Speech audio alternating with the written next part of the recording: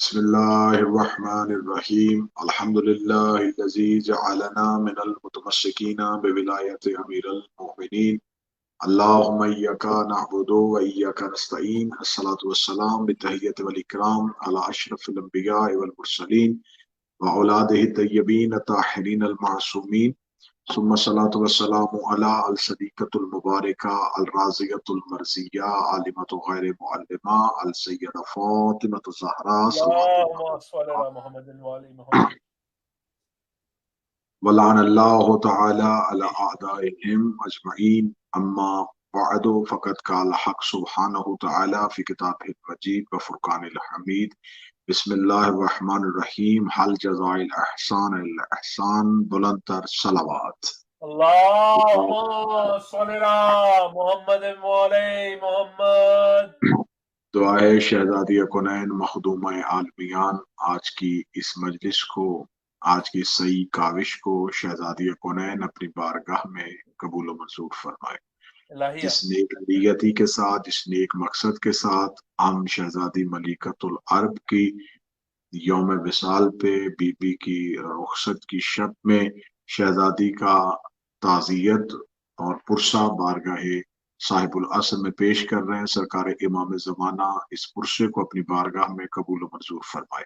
الہیہ اور be be ملکۃ العرب کے طفیل پوری دنیا میں جتنے بھی حضرات اس مجلس کو لائیو دیکھ رہے ہیں یا جو بعد میں اس مجلس کو دیکھیں اور سنیں، میرا مالک ان تمام کی توفیقات خیر میں اضافہ فرمائے، الہیہ اور بالخصوص و بالعکس ولایت علی چینل کے روح رواں ہمارے برادر جناب سید انتصار شاہ صاحب کے رزق معرفت میں اور رزق ولایت میں تقویت عطا فرمائے۔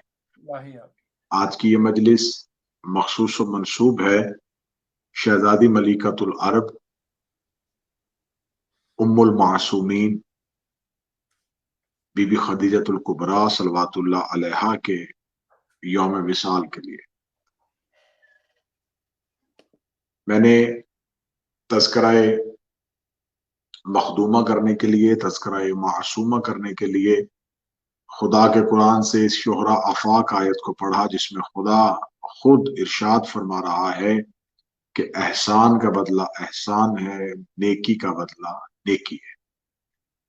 یہ معیار خدا نے پیدا کیا ہے، یہ معیار خود قانون قدرت نے دیا ہے، یہ خالق کائنات کا دیا ہوا قانون ہے کہ جو بھی تم سے نیکی کرے گا، جو بھی تم پہ احسان کرے گا، تمہیں اس کا بدلہ احسان ہی کی صورت میں دینا ہے۔ تو ہو نہیں سکتا کہ جس نے یہ قانون بنایا ہے اس نے اس قانون کو خود مد نظر نہ رکھا۔ تو اب سوالیہ نشان یہ ہے کہ موضوع ملکۃ العرب ہے، موضوع معصومہ ہے، لیکن اس آیت کا شہزادی کے ساتھ مطابقت کیا ہے اور شہزادی کے ساتھ اس کی مماثلت کیا ہے۔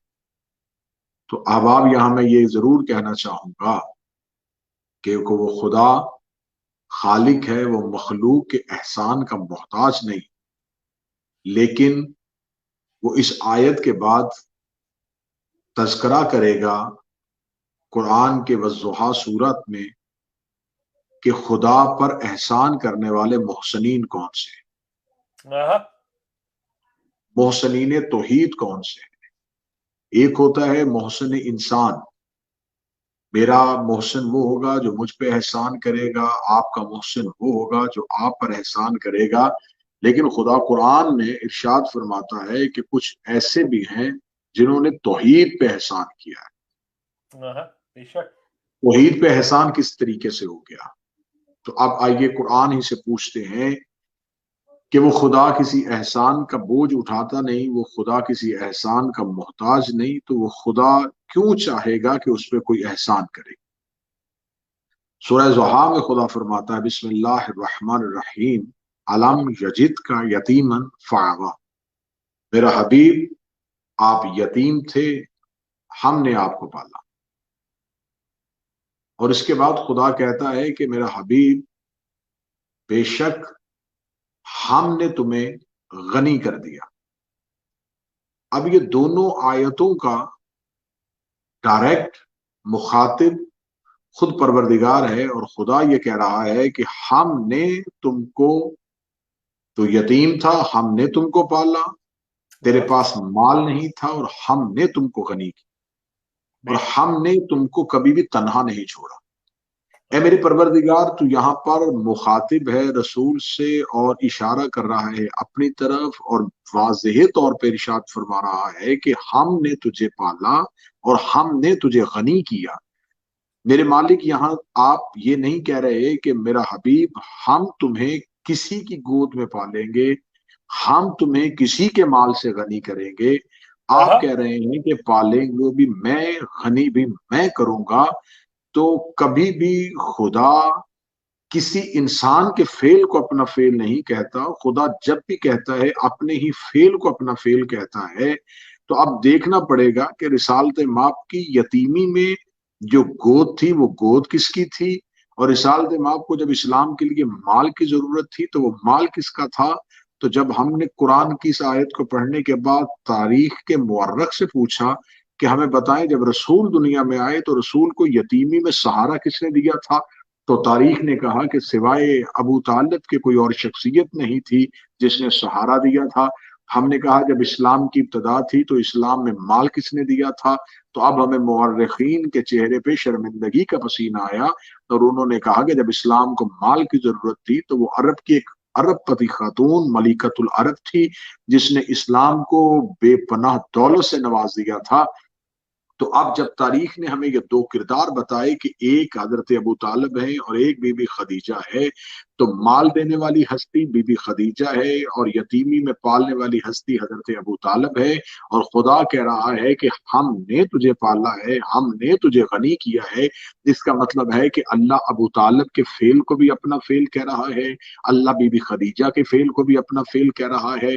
तो यहाँ फिर मुझे जुमला बदलना पड़ेगा कि यहाँ मुझे ये नहीं कहना पड़ेगा कि अल्लाह इनके फेल को अपना फेल कह रहा है, बल्कि मुझे यहाँ ये कहना पड़ेगा कि अबू तालिब भी जमीन पे परवरदिगार का वाला काम कर रहा था, खदीजा भी जमीन पे परवरदिगार वाला काम कर रही थी। जो वादा अल्लाह ने अर्श पे किया था उसे जमीन पे या हजरत अबू तालिब ने पूरा किया या बीबी खदीजतुल कुबरा ने पूरा किया।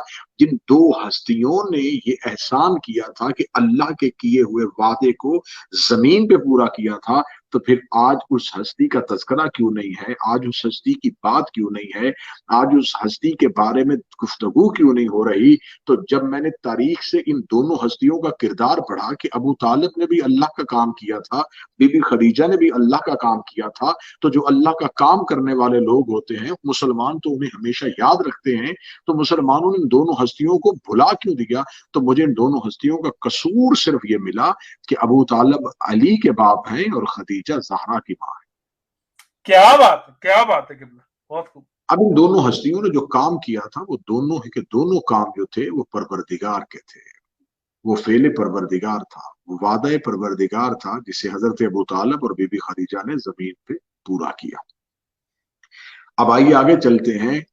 जब इस बीबी का तस्करा शुरू हो तो इस बीबी के तस्करे पे मैं एक पहला जुमला ही इतना मोतबर और इतना वाजे और इतना खुला हुआ जुमला होगा कि इसके बाद मेरा नहीं ख्याल कि किसी वजाहत की जरूरत पड़े कि जिस शहजादी का तस्करा हम आज कर रहे हैं यह नबी की वो ज़ौजा है जिसे जमाने जहलियत में भी लोग ताहिरा कह के बुलाते थे।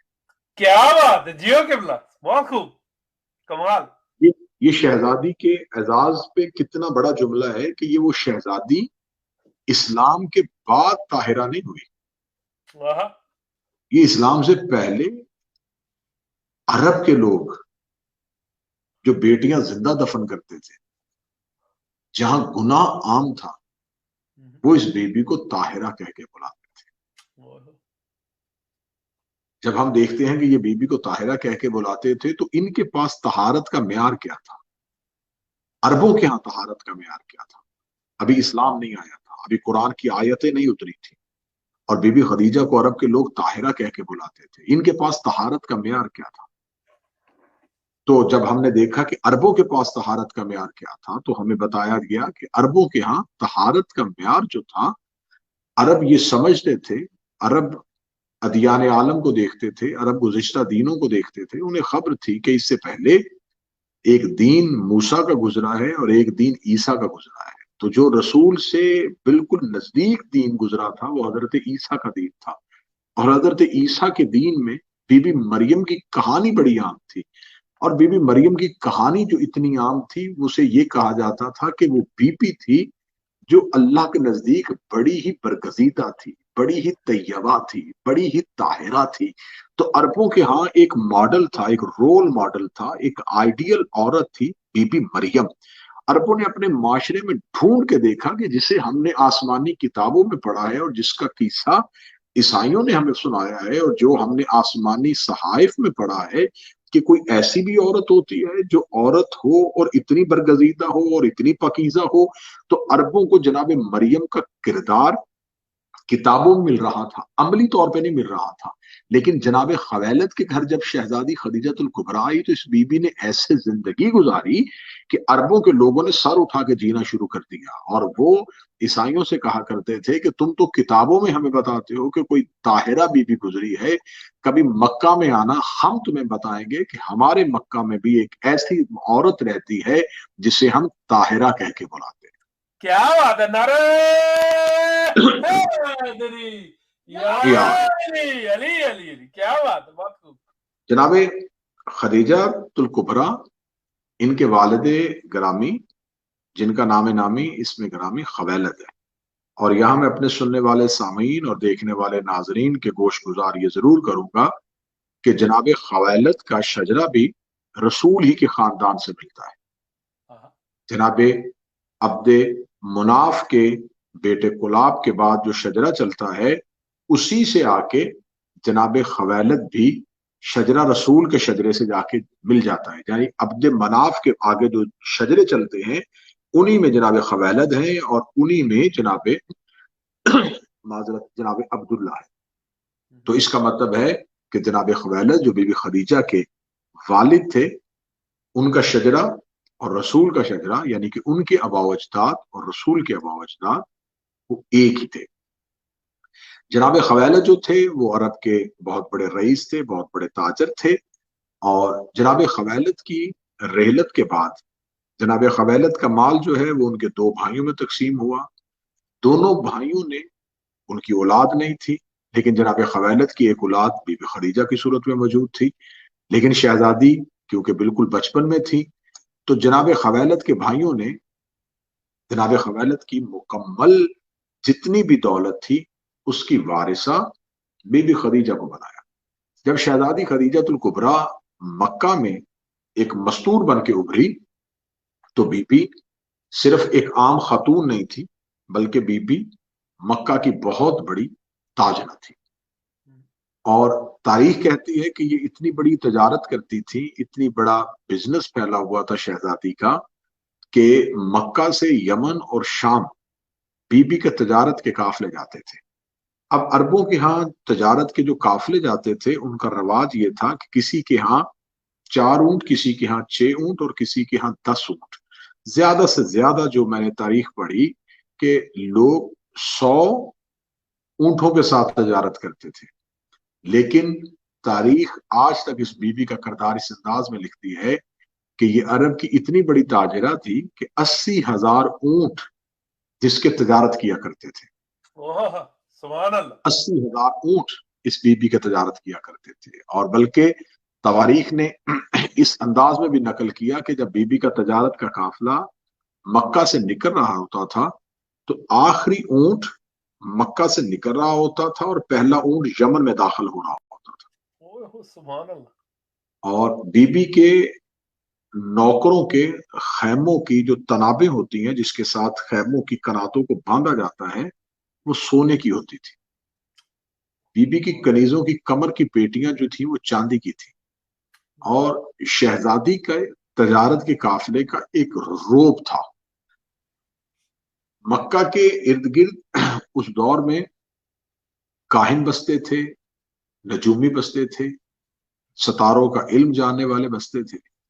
انہی میں سے ایک کاہن جو ہے وہ مکہ کی گلی سے گزرا اور مکہ کے بازار سے گزر کے اس نے دیکھا کہ جب شہزادی کے دولت سرا کے باہر سے گزرا تو اس نے دیکھا کہ چند خواتین ہیں جو دروازے پہ بیٹھی ہیں. اس کاہن نے کہا کہ میں پوچھ سکتا ہوں یہ محل کس کا ہے؟ تو مکہ کے لوگوں نے بتایا کہ یہ ہمارے مکہ کی بہت بڑی ایک تاجرہ ہے اور وہ بنت خویلد، یہ ان کا محل ہے. کاہن نے ملنے کی حسرت اور ملنے کی تمنا کی. جب حسرت کی اور تمنا کی تو عربوں میں اس دور میں جب اسلام ہی نہیں تھا تو پردے کا رواج نہیں تھا. جب کاہن نے ملنے کی حسرت کی، بی بی تک پیغام پہنچایا گیا تو شہزادی نے حجرہ کے باہر پردے کا اہتمام کیا. جب پردے کا اہتمام ہوا تو اس کاہن کو جب پردے کے باہر لا کے بٹھایا گیا تو اس نے کنیزوں سے پوچھا کہ یہ پردہ درمیان میں کیوں لٹکایا گیا؟ تو کنیزوں نے کہا کہ ہماری مالکن، ہماری شہزادی جب بھی کسی سے گفتگو کرتی ہے تو وہ پردہ کے اندر بیٹھ کے کرتی ہے. جو ہی یہ لفظ اس کاہن نے سنے تو وہ اپنی جگہ سے اٹھ کے کھڑا ہو گیا. اٹھ کے کھڑے ہو کے اس نے کہا کہ میں نے مکہ نہیں پورا عرب دیکھا ہے، عربوں میں کسی عورت کے ہاں بھی یہ رواج نہیں ہے، اور یہ پردہ اگر یہ بی بی کر رہی ہے تو یقیناً میں اپنی صحیح جگہ پہ پہنچ جاؤں. اب یہ بات اس انداز میں سنیے گا کہ اس دور میں پردے کا رواج نہیں تھا. ابھی اسلام میں حکم نہیں آیا تھا. ابھی قرآن میں سورہ تحریم نازل نہیں ہوئی تھی. ابھی خدا نے قرآن میں نہیں کہا تھا کہ نبی کی بیویوں اپنے گھروں کے اندر رہو. ابھی خدا نے قرآن میں واضح حکم نہیں دیا تھا کہ اے مومنہ عورتوں اپنے آپ کو ڈھانپ کے رکھو. ابھی قرآن نے واضح حکم نہیں دیا تھا کہ اے نبی کی بیویوں بغیر اجازت کے گھر سے باہر نہ جاؤ. ابھی قرآن نے حکم نہیں دیا تھا کہ اے نبی کی بیویوں غیر سے گفتگو میں اجتناب کرو. یعنی کہ ابھی خدا کا حکم نہیں آیا تھا. تو اب مجھے یہاں جملہ کہنے کی اجازت دیجیے، جو حکم خدا کے بعد گھر میں پردہ کرے وہ امت کی ماں ہوتی ہے، اور جو قرآن آنے سے پہلے لوگوں کو پردے کا رواج سکھائے وہ امامت کی ماں ہوتی ہے. کیا بات ہے جیو قبلہ، بے شک، بہت خوب. تو اس کاہن نے جو ہی اس پردے کا اہتمام دیکھا تو شہزادی پردے کے اندر بیٹھی اور اس سے ملنے کی وجہ پوچھی تو اس نے کہا کہ میں آسمانی صحائف کا جاننے والا ہوں، ستاروں کی چال دیکھتا ہوں.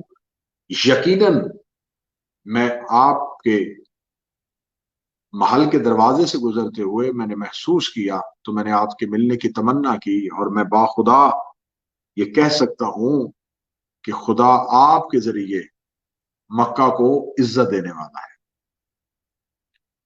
اور خدا آپ ہی کے ذریعے مکہ کو ایک بہت بڑی برتری سے نوازنے والا ہے. کنیزوں نے یہ بات سن لی. شہزادی کے لیے تو یہ بات بالکل نئی نہیں تھی، شہزادی کے لیے تو یہ لفظ کوئی نیا نہیں تھا.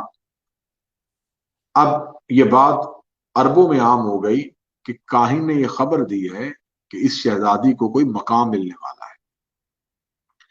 اب بی بی خدیجہ کو دولت مند بھی تھی، صاحب ثروت بھی تھی، صاحب حیثیت بھی تھی، اور اس کے بعد کاہن کی اس خبر دینے کے بعد عرب کے اہم قبیلوں نے بی بی سے خواستگاری کی اور رشتوں کا پیغام بھیجا. جب رشتوں کا پیغام بھیجا تو شہزادی کیونکہ خود ہی اپنے گھر میں صاحب فیصلہ تھی، تو جب شہزادی تک پیغام پہنچے تو یقین کیجئے کہ کتابیں کہتی ہیں کہ شہزادی ہمیشہ یہ کہا کرتی تھی کہ میرے پاس میری شادی کا اختیار نہیں، مجھے انتظار ہے اس امر کا جو خدا ظاہر کرنے والا ہے. کیا بات ہے جیو قبلہ، بہت خوب، ماشاءاللہ. اب عربوں کے یہاں یہ بات بالکل نئی تھی. اور دوسری بات میں یہاں اپنے سننے والے سامعین کے اذہان میں ضرور اس بات کی دلیل دوں کہ کچھ بدبخت مورخین نے شہزادی کی عزت کو کم کرنے کے لیے شہزادی کی عمر مبارک کو زیادہ لکھا کہ بی بی کی عمر مبارک جو تھی وہ 40 سال تھی اور رسول کی عمر مبارک شادی کے وقت 25 سال تھی. جبکہ طبقات ابن سعد، میں کتاب کا حوالہ دے رہا ہوں، اس لیے حوالہ دے رہا ہوں یہ مجلس ریکارڈ میں محفوظ رہتی ہے، اور جب یہ محفوظ رہتی ہے تو پھر اس مجلس کو بارہا دیکھا اور سنا جائے. طبقات ابن سعد صاحب طبقات نے لکھا ہے یہ اہل سنت کی کتاب کا میں نے حوالہ دیا ہے اور معتبر تاریخ کی یہ کتاب ہے کہ شہزادی کی عمر بوقت عقد رسول 28 سال تھی. رسول میں اور شہزادی کی ظاہری عمر میں صرف 3 سال کا فرق تھا. دوسری بات جو شہزادی پہ ایک الزام لگایا جاتا ہے وہ الزام یہ لگایا جاتا ہے کہ معاذ اللہ ثم معاذ اللہ یہ شہزادی بیوہ تھی. ان کا پہلے عقد ہو چکا تھا اور بعد میں پھر دوبارہ نکاح جو ہے وہ رسالت باب سے ہوا. تو یہاں میں یہ سوال کرنا چاہوں گا کہ اگر بی بی کا عقد پہلے ہوا تھا تو جو تاریخ نے ہمیں لکھا ہے کہ بہت سے اہم قبیلے کے افراد نے بی بی کو شادی کا پیغام بھیجا تو شہزادی نے اس شادی کے پیغام کو وصول کرنے سے جو انکار کیا تو ان روایات میں ہمیں وہ روایت کیوں نہیں ملی کہ کوئی ایسا پیغام بھی آیا تھا جسے شادی کے لیے بی بی نے قبول کر لیا تھا. تو ہمیں ڈھونڈنے سے بھی کوئی روایت ایسی نہیں ملی کہ شہزادی نے کسی پیغام کو قبول کر لیا ہو. شہزادی ہر پیغام کو ٹھکراتی رہی بالآخر یہ ہوا کہ شہزادی کے سامان تجارت کے لیے جو اونٹ جاتے تھے ان اونٹوں میں سے بہت سے اونٹوں سے مال چرا لیا جاتا تھا. جب بار بار اونٹوں سے مال چرایا جاتا تھا تو بی بی کے نوکروں نے آ کے کہا کہ شہزادی ہم مانتے ہیں ہم جانتے ہیں کہ اتنے مال کے چھن جانے سے یا اتنے مال کے چوری ہو جانے سے آپ کی حیثیت میں کوئی فرق تو نہیں پڑتا لیکن ہم آپ سے گزارش کرتے ہیں کہ آپ اس مال کے چھن جانے پر کوئی درخواست کریں. تو بی بی نے کہا کہ مجھے بتاؤ میں درخواست کس سے کروں. تو انہوں نے کہا کہ آپ رئیس مکہ سے کیجئے آپ متولی کعبہ سے کیجئے. بی بی نے کہا کہ کس سے؟ فرمایا کہ حضرت عمران حضرت ابو طالب جو خاندان بنو ہاشم کے سربراہ ہیں اور متولی کعبہ ہیں اور رئیس مکہ ہیں.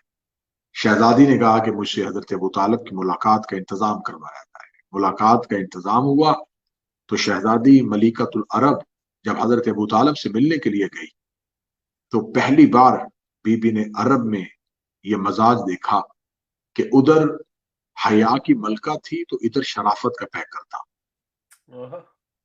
ادھر مجسمہ حیا تھی تو ادھر مجسمہ شرافت تھا. بی بی نے پہلی بار عرب میں ایک ایسا برگزیدہ شخص دیکھا جو تبرکات انبیاء کو اٹھائے ہوئے اپنی نظروں کو جھکائے ہوئے شہزادی کے استقبال کے لیے اٹھ کے کھڑے ہوئے. حضرت عمران کا اٹھ کے کھڑے ہونا تھا. شہزادی نے اپنی گردن کو جھکایا اور جھکا کے کہا رئیس مکہ اے متولی کعبہ اے خاندان بنو ہاشم کے سربراہ میں آپ کی بارگاہ میں اپنی درخواست لے کے آئی ہوں لیکن درخواست لے کے آئی میں ہوں اور میں درخواست دہندہ ہوں لیکن میں نے یہ عجب منظر دیکھا ہے کہ آپ میرے احترام میں اٹھ کے کھڑے ہو گئے. اتنا کہنا تھا یا سرکار حضرت عمران نے کہا کہ باخدا ہمارے ہاں خاندانی شرافت کا تقاضا یہ ہے کہ ہم بیٹیوں کو عزت دینے والے لوگ ہیں اور آپ میرے دروازے پہ آئی ہیں. 2 نسبتوں کے ساتھ ابو طالب اٹھ کے کھڑا ہوا ہے. پہلی نسبت تو یہ ہے کہ آپ میرے ہی خاندان ہمارے ہی آباء و اجداد کی نسل سے ہیں اور بیٹی ہیں اور یہ بیٹی کے احترام میں کھڑا ہونا مجھ پہ ضروری ہو گیا. اور دوسرا یہ ہے کہ میں اس نور کو آپ کی پیشانی پہ دیکھ رہا ہوں جس کے احترام میں آخری نبی کو بھی اٹھ کے کھڑا ہونا پڑے گا. کیا بات کیا بات. بی بی خدیجہ نے اپنی درخواست کو پیش کیا. حضرت ابو طالب نے درخواست کو قبول کیا. درخواست کو قبول کرنے کے بعد جب خبر ہو گئی کہ حضرت ابو طالب تک پیغام پہنچ گیا حضرت ابو طالب تک بات پہنچ گئی ہے شہزادی کا تجارت کا قافلہ خیر و عافیت سے واپس پلٹا تو سرکار ختمی المرتبت سے جناب حضرت عمران نے کہا کیونکہ حضرت رسالت مآب کے والد محترم والد رہنمائے شریعت اور جنہوں نے اسلام کو تجارت کے اصول سکھائے تھے حضرت عبداللہ یہ بھی سامان تجارت کے لیے شام جایا کرتے تھے اور بی بی خدیجہ کا سامان تجارت بھی شام جاتا تھا. اور تاریخ میں یہ بات بھی میں واضح کروں کہ حضرت عبداللہ جو رسول کے والد تھے جو رسول کے بابا تھے ان کی رحلت جو ہے وہ بھی شام کے رستے میں ہوئی تھی. اور رسالت مآب بار بار حضرت ابو طالب سے یہ درخواست کر چکے تھے کہ چچا ابو طالب میں چاہتا ہوں کہ میں بھی शाम तजारत के सिलसिले के लिए जाऊं ताकि अपने बाबा की कब्र की जियारत भी करूं और शाम तजारत के लिए भी जाऊं। तो हजरत अबू तालिब ने कहा कि आपकी हसरत भी थी शाम जाना, और बीबी बिनते खवैलत के समान तजारत भी शाम जाता है, अगर आप कहें तो बीबी के समान तजारत ही में आपकी शमूलियत हो जाए। ये सब कुछ जाहिरन एक वाकया बन रहा था, लेकिन असल में ये वाकया नहीं था। असल में ये सूरह वज़ुहा की अमली तफसीर बन रही थी। मिसाल तमाम को लेके जब सरकार हजरत इमरान ने बीबी खदीजा अब्दुल कुबरा सल्लल्लाहु अलैहा को कहा कि मेरा भतीजा मोहम्मद कल आपके तजारत के काफिले में साथ जाएगा, इतना कहना था या बीबी खदीजा अब्दुल कुबरा उठ के खड़ी हुई, रिसालत माप के चेहरे अनवर को देखा, रिसालत माप के चेहरे की रोशनी से बीबी खदीजा के महल के नूर को और मुनव्वर कर दिया। बीबी खदीजा ने अपने नौकर, अपने जाती मुलाजम मैसरा को बुलाया और मैसरा से कहा, मैसरा यूं तो मेरे हजारों नौकर हैं, लेकिन जितना एतमाद मुझे तुझ पे है मुझे किसी और पे नहीं है। मैसरा, मैं तुझे एक अहम जिम्मेदारी दे रही हूँ। मैसरा, मैं तुझे एक अहम अमूर सौंप रही हूँ। मैसरा की आवाज है, बीबी कौन से अमूर, कौन सी जिम्मेदारी? बीबी ने कहा, मैसरा आपने सामान तजारत लेके जाना है, मैं आपसे मालिकन होके मैं ये हुक्म कर रही हूँ। मैसरा, ना तूने सामान उठाना है, ना तूने सामान रखना है, ना तूने माल बेचना है, ना तूने नफा गिनना है।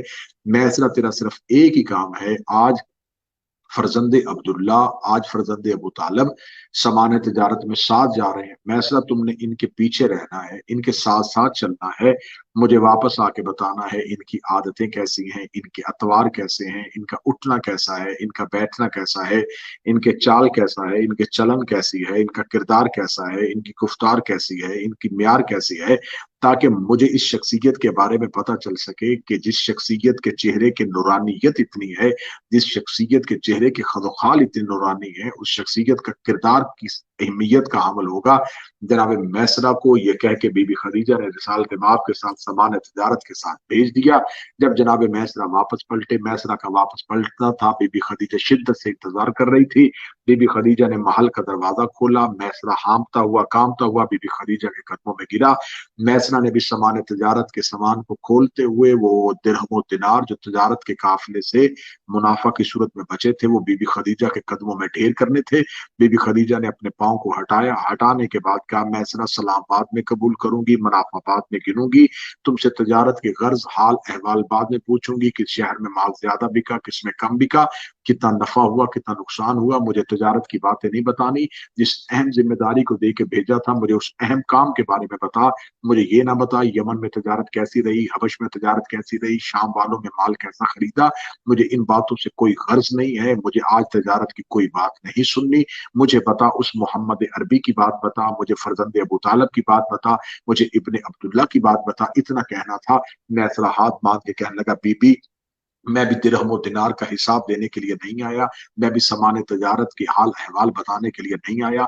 बीबी, फिर मैं भी कुछ अहम बातें ही बताने के लिए आया हूँ। बीबी, आपने मुझे भेज तो दिया था, आपने मुझे ये हुक्म दे के भेजा था कि तूने साया बन के इनके साथ रहना है, लेकिन बीबी मैं माजरत चाहता हूँ, मैं इनका साया नहीं बन सका।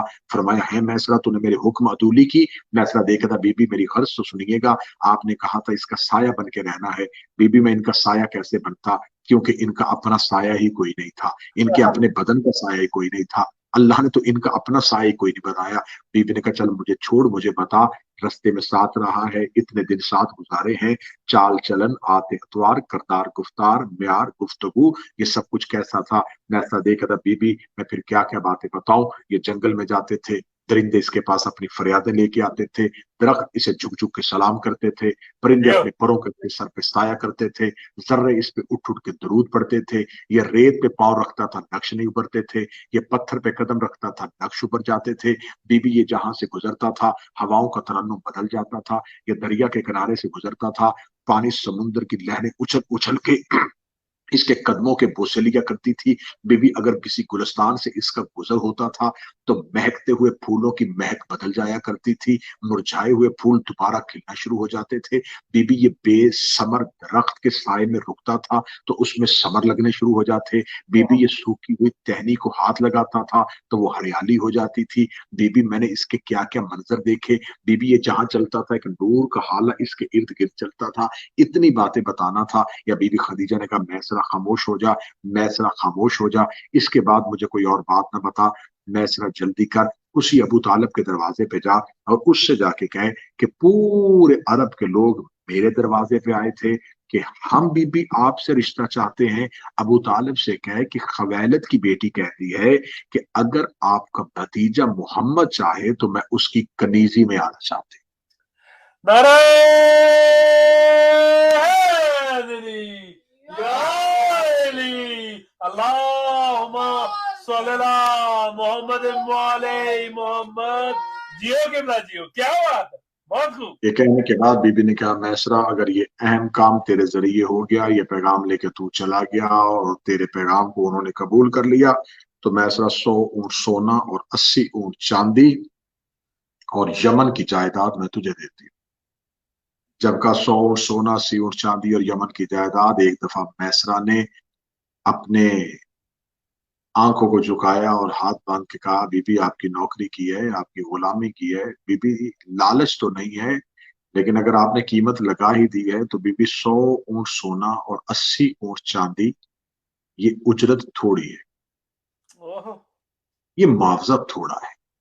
जब कहा ये उजरत थोड़ी है, ये मुआवजा थोड़ा है, तो बीबी ने कहा 100 ऊंट सोना 80 ऊंट चांदी अपनी मर्जी से दे रही थी, अगर अब भी मुआवजा थोड़ा लगता है तो मुझे बता, इस अहम काम के लिए तू अपनी मर्जी की कीमत बता, मैं वो मर्जी की कीमत दे दूं। मैं ऐसा देखा था बीबी ना सोना चाहिए ना चांदी चाहिए, जो कुछ मैं सफर में देख आया हूं मुझे इतना यकीन है जन्नत तेरी औलाद की मोहब्बत का नाम। क्या बात है जियो किबला, क्या बात है, बीबी सुभान मुझसे अल्लाह। आप जन्नत का वादा कीजिए। पैगाम लेके मैसरा गए, पैगाम वसूल हुआ, शादी का दिन तय पाया, रिसालत माप की बारात हजरत अबू तालब के घर से चली। बाराती मक्का के लोग नहीं थे, बाराती अरब के लोग नहीं थे, बारात इस अंदाज से घर से चल रही थी कि खुदा ने रसूल की बारात का इंतजाम ऐसे किया था, इब्राहिम नबी को ताज खुल्लत पहना रहे थे, हजरत यूसुफ मेरे नबी के हुस्न का सदका दे रहे थे, दाऊद अपनी खूबसूरत आवाज में नबी का सेहरा पढ़ रहे थे, और मक्के के रस्तों में इस्माइल अपने कदमों से जिसके जमजम निकली थी वो पानी छिड़काने का बंदोबस्त कर रहे थे। बरातियों में कहीं इब्राहिम, कहीं इस्माइल, कहीं यकूब, कहीं याहिया, कहीं जिक्रिया, कहीं दाऊद, कहीं ईसा, कहीं मूसा। बराती इस अंदाज से हजरत अबू तालब के दरवाजे पे खड़े थे कि आज कायनात के सबसे बड़े नबी की, सुल्तानुल अंबिया और सरदारुल अंबिया की बारात जा रही है। जब नबी अपने घर से बारात लेकर निकले तो नबी की हालत क्या थी। नबी के सर पे यासीन का सेहरा, मुजम्मल की मेहंदी, ताहा की लड़ियां, इन्नमा युरीदुल्लाह की चादर, इन्नमा वलियकुमुल्लाह की अंगूठी, कुल आउज़ु बिरब्बिल फलक की धूनी, ताकि किसी बद नजर की नजर न लग जाए। हजरत अबू तालब नबी का हाथ पकड़ के मक्का की गलियों में अपने सीने को चौड़ा करके, अपने सर को फखर से उठा के, लोगों को दीवारों पे खड़े हुए और दरख्तों पे चढ़े हुए लोगों को मुखातब करके कह रहे थे, आज बाजार में आके देखो, अब्दुल्ला के यतीम की नहीं, मेरे सरदार की बारात जा रही है। क्या बात है, नारे हैदरी या अली अली अली, क्या बात। बारात इस अंदाज से चली, बारात का इस्तकबाल अब अनहोना होना था। मैंने जुमला कहा था, आपने गोश गुजार आपके किया कि बारातियों में कहीं इब्राहिम, कहीं इस्माइल, कहीं यकूब, कहीं याह्या, कहीं जकरिया, कहीं दाऊद, कहीं मूसा, कहीं ईसा। बारात बड़े अरूज के साथ जा रही थी। बारातियों में एक रोब था क्योंकि बारातियों में अंबिया जा रहे थे, बारातियों में मलाइका जा रहे थे। लेकिन जो ही बारात बीबी खदीजा के महल के दरवाजे पे पहुंची तो बारातियों की आंखें फटी की फटी और दम बखुद रह गई, क्योंकि इस्तकबाल करने वालियों में कहीं मरियम खड़ी थी, कहीं हव्वा खड़ी थी, कहीं आसिया खड़ी थी, कहीं सारा खड़ी जियो किबला, बहुत खूब, थी। बारात का इस्तकबाल किया गया, हैदरी अली अली अली अली, क्या बात। बारात का इस्तकबाल किया गया। बारात को इस अंदाज से इस्तकबाल किया गया कि इन्नमा युरीदुल्लाह की तलावत के साथ नबी का पहला कदम हजरत खदीजा के आंगन में पहुंचा। बीबी खदीजा के घर के जिस कोने पे बारात को बिठाया गया वहां पर आले इमरान के पर्दे थे, वहां पर सूरह यासीन का फनूज था, वहां पर तहारत के कलीन थे, वहां पर मवद्दत के चादरें थी, वहां पर तूबा के बर्तन थे जिनमें कौसर थी, पिलाने वालों में कहीं जिब्राइल और कहीं मीकाईल थे, कहीं इसराफील और कहीं इजराइल थे। अंबिया बारातियों में थे, मलाइका हजरत खदीजा के घर के इंतजाम को संभाले हुए थे। मेरे नबी की बारात का इस अंदाज के साथ इस्तकबाल किया गया, मेरे नबी की बारात को बिठा दिया गया, नबी की बारात के बारातियों को आए हुए खिलाना खिलाया गया। जो अंदर बैठे थे वो खास थे, जो दरवाजे के बाहर थे वो आम थे, जो अंदर घर के आंगन के अंदर बैठे हुए थे वो अर्श के रहने वाले थे, जो दरवाजे के बाहर बैठे हुए थे तो फर्श के रहने वाले थे। मैं जुमला तब्दील कर देता हूँ, जब बीबी खदीजा के महल के अंदर बैठे हुए थे वो सारे अलैहिस्सलाम थे, जो बाहर बैठे हुए थे वो सारे अरब के लोग थे। ये बनने वाले मुसलमान थे, अभी इन्होंने कलमा पढ़ना था, अभी इन्होंने इस्लाम में दाखिल होना था। अंदर जो बैठे हुए थे उनके लिए ततहीर के पर्दे थे, उनके लिए तूबा के बर्तन थे, उनको पिलाने वाला जबरील था। लेकिन जो दरवाजे के बाहर बैठे हुए थे ये अरब के आम लोग थे। लेकिन किताबें कहती हैं आम लोगों के लिए भी खाने का खास बंदोबस्त था। बीबी ने कहा था इनको सोने और चांदी के बर्तनों में खाना देना। अरब वालों ने जो कहत के दौर में जिंदगी गुजारते थे, जो एक वक्त की रोटी के लिए कत्ल कर दिया करते थे, जब उन्हें सोने के बर्तनों और चांदी के बर्तनों में खाना दिया गया तो ये इतना बेहतरीन बारात का इंतजाम था कि बीबी ने अपने नौकर, अपने जाती मुलाजिम मैसरा से कहा था कि मक्का की सबसे ऊंची चोटी पे जा और ऊंची चोटी पे जाके खड़े होके ऐलान कर दे कि ऐ अरब वालों, आज मेरे दरवाजे पे जितने भी खाना खाने के लिए आए हो, खाना खाने के बाद अपने जूठे बर्तन छोड़ के ना जाना, घरों में ले जाना, ये मेरे मोहम्मद का सदका है। क्या बात है, जिया किबला, नारा अली अली अली, क्या बात, ये मेरे नबी का सदका है, ये मेरे रसूल का सदका है, बहुत खूब। ताकि जब तक तुम बर्तन देखोगे तुम्हें नबी की बारात याद आएगी। और यहां पर मैं जुमला जरूर कहूंगा, शादियां रसूल की 9, 11 या 13, ये बात मैं ऑन रिकॉर्ड कह रहा हूं और ये बात मैं रिकॉर्ड करवाने लगा हूं। 9 शादियां, 11 या 13, पूरी की पूरी जिम्मेदारी के साथ मैं ये बात रिकॉर्ड करवाने लगा हूं। इतनी नबी की शादियों में से बारात सिर्फ और सिर्फ बीबी खदीजा के घर गई, क्या बात है, बेशक, बहुत खूब किबला, बहुत किसी और खूब। दरवाजे पे बारात नहीं गई, ओए होए, किसी दरवाजे पे नबी दुल्हा बन के नहीं गए। ओए होए। बाकी जितनी भी बीवियां थी, जितनी उम्महातुल मोमिनीन थी, वो खुद रसूल के घर आई। ये वाहद बीबी है जिसे लेने के लिए रसूल चल के गए। क्या बात है किबला, बहुत खूब। और मुझे यहाँ पर मैं जब भी अपनी तकरीर में ये जुमला कहूँ तो मुझे जुमला याद आ जाता है, किबला मुबल्लिग आज़म मौलाना इस्माइल आला मकाम का। वो कहा करते थे कि शादियां 11 या 13, वलीमा एक ही का पका है। क्या बात है, क्या बात है, जियो किबला। रसूल के घर में एक ही बीबी के आने की खुशी हुई। मैंने बारात का मंजर पढ़ा, बारात का आना पड़ा, बारात बिठा दी गई, बारात बैठ गई, और जब बारात बैठ गई तो अब आया नबी का वक्त निकाह। अब मुअर्रख की जुबान पे ताला, अब तारीख के माथे पे पसीना, क्योंकि ये रसूल की शादी हो रही है ऐलान नबूवत से पहले। अब ऐलान नबूवत से पहले शादी है और मुअर्रख ये लिख चुका है कि नबी 40 साल पहले नबी नहीं थे। अब मुअर्रख यहां हमें ये बताए कि जिस वक्त नबी की 25 साल की ज़ाहरी उम्र में शादी हुई, अक्द हुआ बीबी खदीजा से, उस वक्त तो कोई मुसलमान भी नहीं था, क्योंकि अभी तो मुसलमान कैसे होते, अभी तो दावत इस्लाम ही नहीं दी गई। जब दावत ही नहीं दी गई तो मुसलमान कैसे बने? जब मुसलमान ही नहीं बने तो फिर साहबी कैसे बने? जब साहबी नहीं बने तो फिर रजी अल्लाह कैसे बने? तो अभी कोई भी मुसलमान नहीं।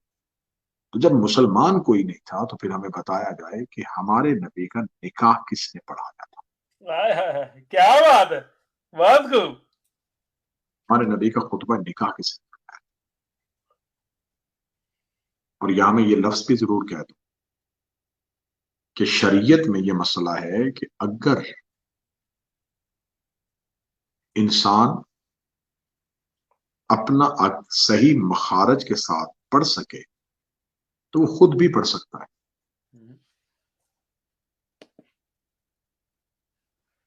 جو مولانا نکاح پڑھاتے ہیں وہ وکیل ہونے کی حیثیت سے پڑھاتے ہیں کہ میں دلہا کا وکیل ہوں اور اس کی جگہ پہ میں یہ سیگے پڑھ رہا ہوں. اور پھر وہی مولانا یا دوسرے مولانا لڑکی کے وکیل بن کے یہ کہتے ہیں کہ میں اپنی موکلہ یعنی کہ جو دلہن ہے وہ میری موکلہ ہے، اس نے مجھے اجازت دی ہے، تو اس کی جگہ پہ ایجاب و قبول دو مولانا یا ایک مولانا کرتا ہے. ایک دفعہ سیگا لڑکی کی طرف سے پڑھتا ہے اور دوسرا سیگا لڑکی کی طرف سے پڑھتا ہے. یعنی کہ لڑکا بھی اختیار مولانا کو دیتا ہے، جیسا کہ آپ نے نکاح کی تقریبات میں دیکھا کہ مولانا پوچھتے ہیں لڑکی سے اجازت ہے کہ میں آپ کی نمائندگی کرتے ہوئے آپ کی ترجمانی میں یہ سیگے پڑھ سکوں، اور لڑکے سے بھی پوچھتا ہے. تو ایجاب و قبول لڑکے اور لڑکی کا ہے، مولانا کی حیثیت درمیان میں وکیل کی ہے. جسے عام لوگ وکیل بنائیں اسے مولانا کہتے ہیں.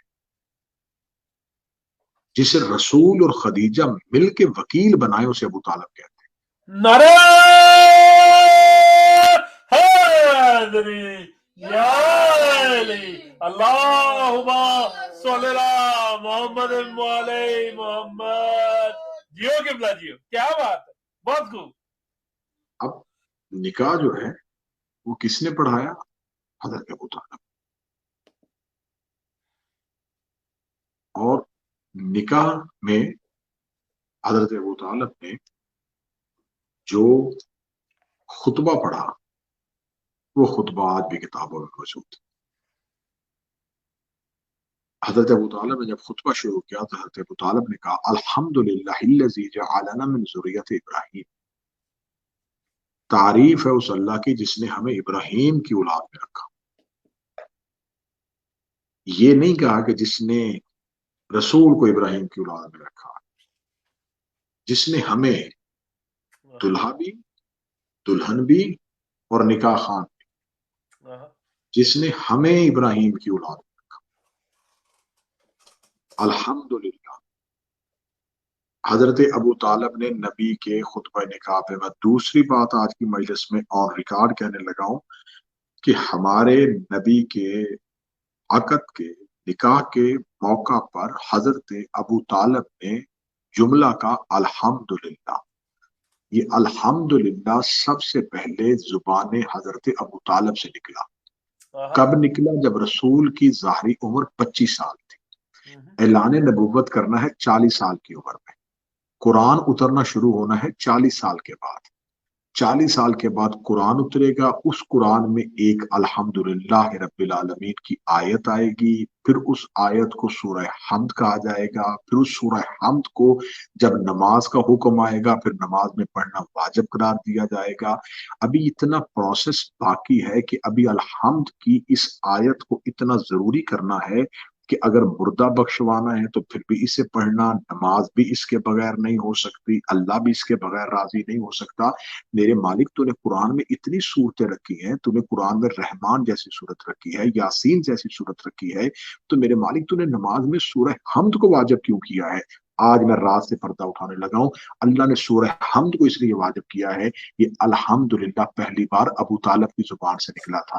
تو خدا نے قیامت تک کے لیے ہر دشمن ابو طالب کے چہرے پہ تماچا مارا ہے کہ تم مسلح سے نیچے اتر کے ابو طالب کے ایمان پہ شک کر سکتا ہے. نماز تب تک مکمل نہیں ہو سکتی جب تک ابو طالب کا کہا ہوا جملہ تیری زبان سے ادا نہ ہو. کیا بات ہے، جیو قبلہ. نعرہ حیدری یا علی علی، کیا بات. جیو قبلہ، بہت خوب. تو پھر اگر آپ اجازت دیں تو پھر میں یہاں دوسرا جملہ بھی کہنا چاہوں گا کہ جہاں باپ کا کہا ہوا جملہ نماز سے نکالو تو نماز باطل ہو جاتی ہے، وہاں بیٹے کی گواہی کو نماز سے نکالو تو نماز باطل ہو جاتی ہے. کیا بات ہے جی. نعرہ حیدری یا علی علی علی علی، کیا بات. یہ باپ بیٹا جزو نماز نہیں، وجوب نماز. ہاں بے شک بے شک.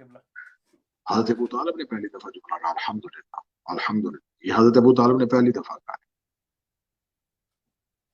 اب دو رستوں میں سے کسی ایک رستے میں، جس مرضی رستے میں مولوی چلا جائے، اپنی مرضی سے رستہ انتخاب کرے، یہ مان چکے ہو کہ یہ پہلے حضرت ابو طالب نے کہا۔ بلکہ مولانا طاہر القادری نے کتاب مومن قریش کے نام سے جو حضرت ایمان ابو طالب پہ جو کتاب لکھی ہے، اور سائم چشتی نے جو کتاب لکھی ہے، اور جو اہل سنت کے علماء نے حضرت ابو طالب کے ایمان پہ کتابیں لکھی ہے، انہوں نے دلائل کے انبار لگا دیا کہ حضرت ابو طالب نے یہ جملہ کہا تھا الحمدللہ، یہ پہلی دفعہ حضرت ابو طالب نے کہا تھا، قرآن میں بعد میں آیا تھا۔ اب دو صورتوں میں سے ایک ہی صورت ہے، یا تو یہ مانو کہ قرآن ابھی لوح پہ تھا اور ابو طالب پڑھ رہا تھا، یا پھر یہ مانو کہ ابو طالب بول رہا تھا اور اللہ قرآن لکھ رہا تھا۔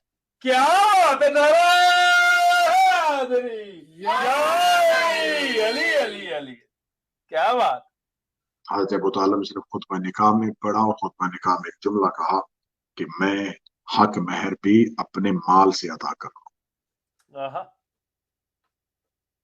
اس شان سے نکاح ہوا اور بی بی خدیجہ کی ڈولی رسالت باپ کے دروازے پہ آئی۔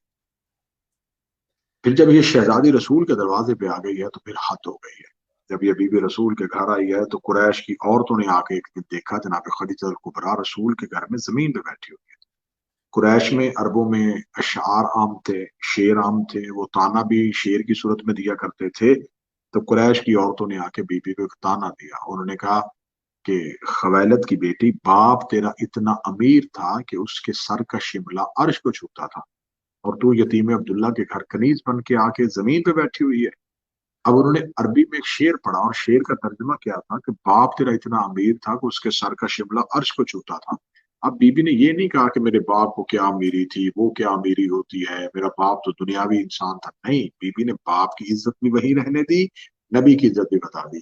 عورتوں نے کہا تیرا باپ اتنا امیر تھا کہ اس کا سر کا شملہ عرش کو چھوتا تھا۔ بی بی نے مسکرا کے کہا باپ میرا اتنا امیر تھا کہ اس کے سر کا شملہ عرش کو چھوتا تھا، جس کی کنیز بن کے آئی ہوں، اس کا جوتا عرش کو چھوتا ہے۔ کیا بات ہے، کیا بات ہے، جیو قبلہ، سبحان اللہ، اس بہت خوب، بہت خوب۔ پھر اس بی بی نے ہمارے نبی کے ساتھ وفا اتنی کی ہے کہ آج ہماری بات مسلم خواتین جو بزنس کرنا چاہتی ہیں تو وہ کہتی ہیں کہ دیکھیں جی، جناب خدیجہ نے تو بزنس کیا تھا، تو لہٰذا بزنس تو ہر ایک خاتون کو کرنا چاہیے۔ آپ کو بزنس کرتی ہوئی، تجارت کرتی ہوئی بی بی خدیجہ نظر آتی ہیں، لیکن آپ کو وفا کرتی وہ بی بی خدیجہ نظر نہیں آتی، جو 3.5 سال شیب ابی طالب میں پہاڑی پہ چڑھ کے جا کے رسول کو کھانا پہنچاتی رہی۔ آپ آج بھی چلے جائیں، آپ آج بھی مکہ میں جا کے دیکھیں، غار ہرا کی بلندی دیکھیں، غار ہرا پہ آج بھی مرد کا جانا مشکل، جہاں پر یہ بی بی جایا کرتی تھی۔ شیب ابی طالب میں مسلسل 3.5 سال نبی کے ساتھ سوشل بائیکاٹ کا جو دور تھا وہ اس بی بی نے نبی کے ساتھ گزارا۔ شیب ابی طالب نبی کے ساتھ قید رہے، میں اسے محصور ہونا نہیں کہوں گا، قید تھی، 3.5 سال نبی کے ساتھ قید گزاری، غار ہرا کا دور گزارا، مکہ کا سخت ترین دور گزارا، جب رسالت باپ کے رستے میں کانٹے بچتے تھے یہ بی بی تسلی دیتی تھی، جب رسول نماز پڑھاتے تھے تو پیچھے مصلے پہ جو علی کے ساتھ کھڑی ہوتی تھی وہ بی بی خدیجہ الکبریٰ تھی۔ اور یہاں میں ایک بات اور اپنے سامعین کو، کیونکہ بی بی خدیجہ کے زندگی کے اتنے گوشے ہیں کہ جن پہ گفتگو نہیں ہو سکی۔ جناب خدیجہ الکبریٰ کو اللہ نے 4 بیٹے دیے تھے، چاروں واپس لے لیے۔ جناب قاسم جن کی وجہ سے مشہور ہوئے، ابو القاسم، جناب طیب، جناب طاہر، جناب عبداللہ۔ جب آخری بیٹا جو ہے وہ رسالت مآب کے آخری بیٹے کا انتقال ہوا تو اسی سال بی بی فاطمہ بنت اسد کی گود میں مولا علی آئے تھے۔ تو جب رسالت مآب گھر پہنچے تو بی بی خدیجہ رو رہی تھی۔ فرمایا خدیجہ رونے کی وجہ؟ فرمایا کہ اللہ نے مجھے بار بار بیٹے دے کے مجھ سے واپس لے لیے۔ اب اس میں عرفہ ایک راز لکھتے ہیں، وہ راز یہ لکھتے ہیں کہ اگر رسول کا بیٹا زندہ ہوتا تو حسنین کی وضاحت کیسے ہوتی۔ تو اب میں جو راز آپ کے سامنے پڑھنے لگا ہوں وہ راز یہ ہے کہ بی بی فاطمہ بنت اسد نے اپنی گود سے مولا علی کو اٹھا کے بی بی خدیجہ کی گود میں ڈال دیا اور مسلسل ایک عرصہ جناب علی کی کفالت امیر المومنین کی بی بی خدیجہ نے کی. سبحان اللہ. بی بی خدیجہ نے مولا امیر المومنین کو ماں بن کے پالا. اب ایک طرف تو یہ جناب سیدہ کی ماں ہے اور دوسری طرف مولا علی کو بھی ماں بن کے پالا ہے. یہی وجہ ہے کہ آپ کسی بھی معصوم کی دعا اٹھا کے دیکھیں. آپ زیارت وارثہ سے چلیں دعائے نطفہ تک چلے جائیں.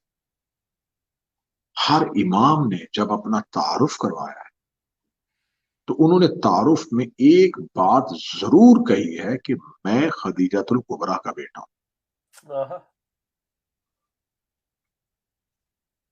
یعنی کہ جہاں ماں کا تذکرہ کیا نا کہ میں فاطمہ کا بیٹا ہوں وہاں ساتھ یہ ضرور کہا کہ میں خدیجۃ الکبریٰ کا بیٹا ہوں. حتیٰ کہ دربار شام میں جب یزید ملعون کے دربار میں مولا سید الساجدین نے خطبہ دیا تو مولا سید الساجدین نے کہا کہ اللہ نے ہمیں 6 فضیلتیں ایسی عطا کی ہیں جو کسی اور کے پاس نہیں اور 7 ہستیاں ایسی عطا کی ہیں جو کسی اور خاندان میں نہیں. مولا سجاد نے فضیلتیں بیان کرتے ہوئے کہا کہ خدا نے ہمیں علم سے نوازا ہے, خدا نے ہمیں شجاعت سے نوازا ہے, خدا نے ہمیں فصاحت سے نوازا ہے, خدا نے ہمیں عزتوں سے نوازا ہے, خدا نے ہمیں جلال اور جمال سے نوازا ہے.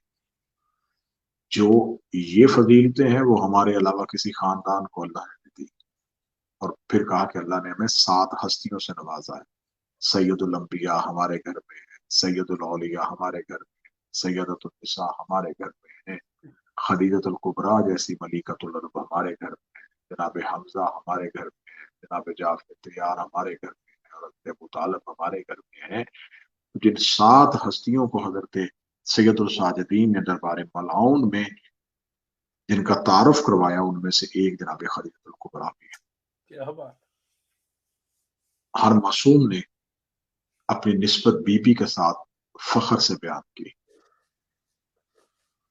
تو میں اس شہزادی کو, کیونکہ یہ بات نہیں ہو جاتی ہے, تاریخ نے وصال لکھا ہے, لیکن میں اس بی بی کو شہیدہ کہوں گا کیونکہ جو 3.5 سال کا دور گزارا تھا نا بی بی نے شیب ابی طالب میں, اس 3.5 سال نے بی بی کو نحیف اور کمزور کر دیا تھا.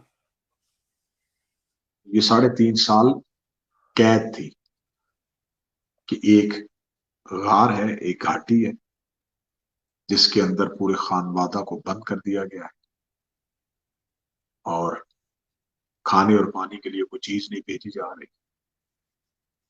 اور بی بی خدیجہ, یہ تاریخ لکھتی ہے کہ بی بی خدیجہ جنگل سے پتے اور جڑی بوٹیاں لے کے آتی اور انہیں پانی میں ڈال کے ابال کے خاندان بنو ہاشم کے بچوں کو اور خود اس سے پیٹ بھرا کرتی تھی. کچھ کتابوں نے یہاں تک لکھا ہے, اہل سنت کتابوں میں لکھا ہے کہ شاید انہی جڑی بوٹیوں میں سے کوئی ایک ایسی زہریلی بوٹی جس کا اثر بی بی کے بدن پہ ہوا.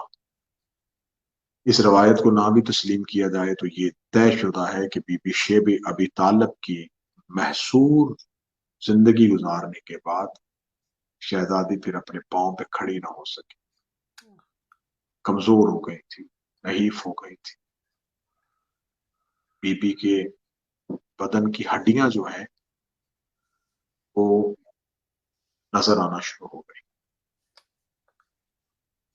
وہ بی بی جسے عرب کے لوگوں نے تجارت کرتے ہوئے دیکھا تھا, اسے اس انداز میں بھی دیکھا گیا کہ یہ شہزادی پیبند لگی ہوئی چادر اور خاک میں بستر. یہ شہزادی آج تک تاریخ میں زندہ کیوں ہے؟ اس لیے کہ ہر وہ مستور قیامت تک کے لیے زندہ رہے گی جس نے اس دور کی حجت کا ساتھ دیا. یہ طے شدہ قانون ہے, اسے آپ جہاں مرضی اپلائی کر کے دیکھ لیں.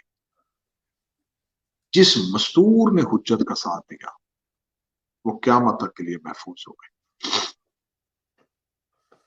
इस बीबी ने रसूल का साथ देने वाली इंतहा की। एक दफा रिसालत में आप तबलीग के लिए घर से निकले और मक्का के लोग, मक्का के बच्चे नबी को पत्थर मार रहे थे। जख्मी होते होते रसूल दरवाजे तक पहुंचे तो बीबी को खबर मिली बाहर दरवाजे से, जब गली से शोर आया ना, मारो मारो की आवाजें, तो बीबी दौड़ के दरवाजे पे, जब दरवाजे पे आई तो जख्मी रसूल को दरवाजे से बाहर से आके बीबी ने लिया। तो वो जो लोग पीछे दौड़ रहे थे, एक जुलूस था जो नबी के पीछे दौड़ रहा था, जब दरवाजे पे बीबी खदीजा को देखा तो सबके हाथों से पत्थर गिर के और वापस चले गए। जख्मी रसूल को लेके बीबी हुजरे में आई, रसूल के जख्म साफ किए। बचपन में फातिमा बीबी दरवाजे में मंजर को देख रही थी तो शहजादी सैयदा ने अम्मा से पूछा, अम्मा ये जो इतना हजूम मेरे बाबा को मारने के लिए आया था, अम्मा ये आपके खौफ की वजह से वापस चला गया? तो रोते हुए बीबी खदीजा ने कहा, ज़हरा अरब बड़े मलाउन है, लेकिन अरबों में आज भी ये रवाज मौजूद है, ये किसी को मार रहे हो ना, उसकी जौजा, उसकी बेटी या उसकी बहन आ जाए तो ये उसे छोड़ देते। बचपन में सैयदा के जहन में ये बात बैठ गई कि जिसे मार रहे हो उसकी कोई रिश्तेदार मस्तूर आ जाए तो ये उसे छोड़ देते। यही वजह है कि जब रिसालत माप के बदन पे इन्होंने एक जानवर की ओजरी फेंकी थी तो जनाब सैयदा घर से मस्जिद में गई थी बाबा को लेने के लिए, और लोग उस वक्त भी हजूम चला गया। दूसरी बार जनाब सैयदा को पता चल गया कि ये मेरे बाबा का कलमा नहीं पढ़ते लेकिन हया करते। बस यही बचपन की बातें जहन में बैठ गई थी। जब अली के गले में रस्सी आई तो ज़हरा दरवाजे पे आ गई। क्या खबर थी कि मक्का में ला इलाहा का इनकार करने वालों ने खदीजा का हया किया था, लेकिन मोहम्मद रसूलुल्लाह पढ़ने वालों ने ज़हरा का हया किया।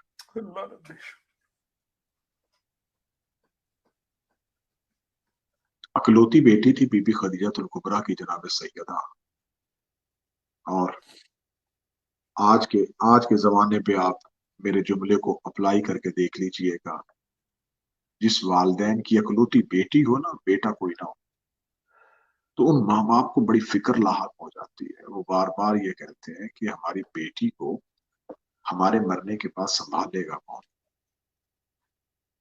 बस मैं आखिरी जुमलों के साथ यहीं पे मजलिस को तमाम करूंगा। जब आखिरी रात आई है ना, ये 9 और 10 रमजान की दरमियानी शब बीबी खदीजतुल कुबरा की, तो नहीफ हो चुकी थी, कमजोर हो चुकी थी, बदन लागर हो चुका था, जिस्म में ताकत नहीं थी। किताबें कहती हैं बस रेत पे खाक पे सर रख के ज़हरा की माँ लेटी रहती थी। एक आखिरी रात रिसालत माप हुजरे में आए, उठना चाहा, रिसालत माप जमीन पे बैठ गए। फरमाया, खदीजा सारी जिंदगी उठ के एहतराम किया है, अब आप पे उठने की ताकत नहीं है, अब मेरे एहतराम में उठा ना करें। बीबी खदीजा ने अपने नहीफ और कमजोर से हाथ को दूसरे हाथ का सहारा दिया, पेशानी पे हाथ रखा, या रसूल अल्लाह मेरा सलाम। फरमाया, खदीजा मेरा भी सलाम। आखिरी रात है, क्योंकि ये शहादत की शब है तो आखिरी रात के जुमले कोट करें। बीबी खदीजा की आवाज आई, अल्लाह का रसूल क्या ये मेरी आखिरी शब है? हाँ खदीजा, ये आपकी आखिरी शब। ठंडी सांस ली। सांस लेने के बाद बीबी की आवाज आई, या रसूल अल्लाह आप मुझे बताएं कि क्या आप मेरी नौकरी पे राजी हैं? रसूल की दाढ़ी आंसुओं से भर गई। फरमाया, ज़हरा की मां, जितने एहसान तूने किए तेरे एहसान मेरी नस्लें भी क़यामत तक ना उतारे। हाथ बांधे। फरमाया, ना या रसूल अल्लाह, एहसान नहीं, कनीजी की है। सिर्फ पूछना ये चाहती हूँ क्या अल्लाह ने मेरी कनीजी कबूल की? رسالت امام نے فرمایا خدیجہ ایسی قبول کی، ایسی قبول کی، اللہ نے امامہ کی تیری نسل میں رکھ دی ہے، اب قیامت تک کے لیے تیرے ہی بیٹے امام ہو گئے، اللہ نے تیرے بیٹوں کو امام بنا دیا، اللہ نے تیرے بچوں کو جنت کا سردار بنا دیا، اللہ نے تیری بیٹی کو جنت کی سردار بنا دیا۔ جب رسول بی بی خدیجہ کو یہ فضائل سناتے رہے، بی بی مسلسل روتی رہی، روتی رہی، روتی رہی۔ رسالت امام نے فرمایا خدیجہ کہ اللہ کا یہ احسان کم ہے؟ بی بی نے سر پیشانی زمین پہ رکھی، فرمایا شکر اس پروردگار کا جس نے میری کنیزی کو قبول کیا، اور شکر تیرا جنہوں نے مجھے یہ غلامی اور کنیزی کا شرف بخشا۔ لیکن اگر یا رسول اللہ جتنی کنیزی میں نے کی ہے، اگر پوری زندگی جب سے میں آپ کے گھر آئی ہوں میں نے بہترین لباس نہیں مانگا، میں نے بہترین خوراک نہیں مانگی، میں نے اچھا بستر نہیں مانگا، یا رسول اللہ جو لے کے آئی تھی وہ اللہ کے دین پہ لٹا دیا۔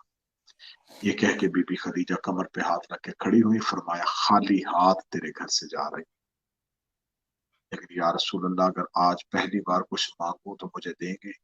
اٹھ کے کھڑے ہوئے رسول، فرمایا خدیجہ جو مانگے گی وہ دوں گا۔